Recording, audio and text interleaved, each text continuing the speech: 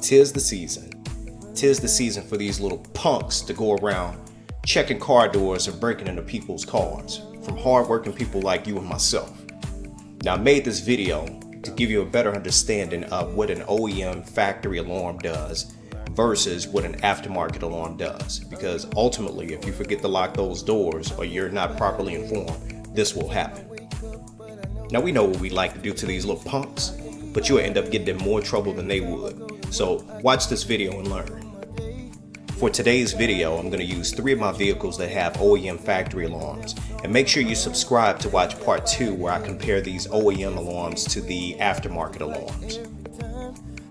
Experiments, I'm going to leave the windows down so I can actually reach inside and open the door to mimic a thief actually opening your door while your car alarm is actually enabled. So we'll go ahead and start with this Ford Explorer. I'm going to go ahead. So the standard process is you press it once to lock the doors and then you tap it twice to turn on the car alarm. I'm going to go ahead and put the remote over here. This is a 2015 Ford Explorer Limited. I don't see any flashing red light. No flashing light there. So what happens when we open the door?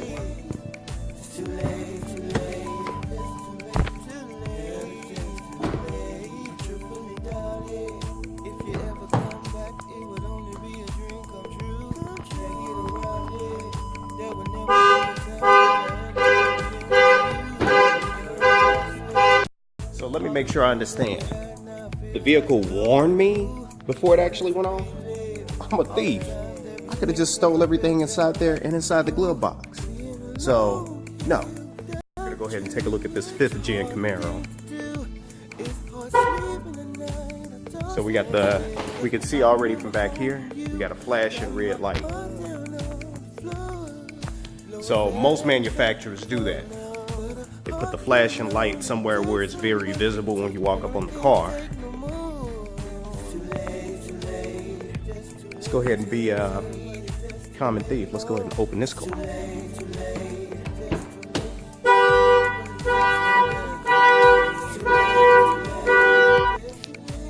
So that was pretty much immediate.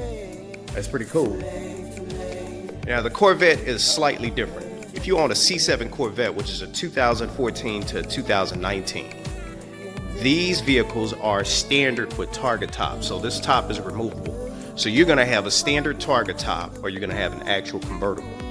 And the beauty of these vehicles are they come with this motion sensor because they know that at times you may park your vehicle with the top off or the top down. It can be disarmed and armed here. So that way it activates the car. So let's go ahead and turn this one on and check it out. Go ahead and keep the key away. So what do we notice about this vehicle? Same thing, we got this flashing light that's actually showing here. So flashing lights are good to deter thieves. Fortunately, I didn't see anything for that vehicle. So thieves come around, they see that flashing light, they would assume that you have a car alarm. Will they still try something? Hell yeah, it's a thief. They'll steal from their own mom. So let's try to go inside this Corvette.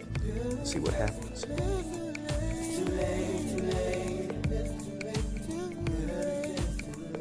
Door is not open.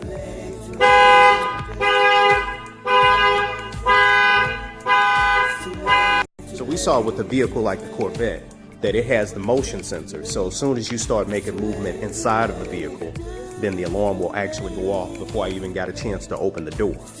But everybody doesn't have a Corvette.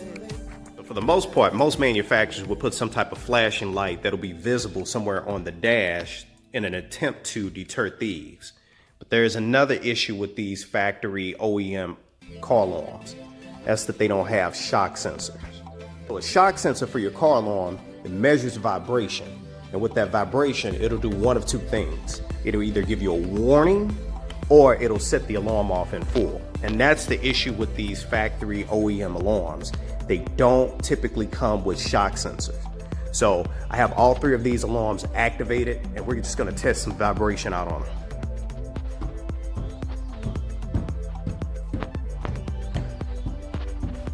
This is somebody hitting a ball up against your car.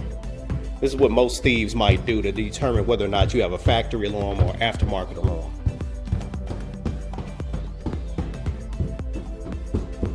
Now we know for a fact that this alarm will only go off after I've already opened the door.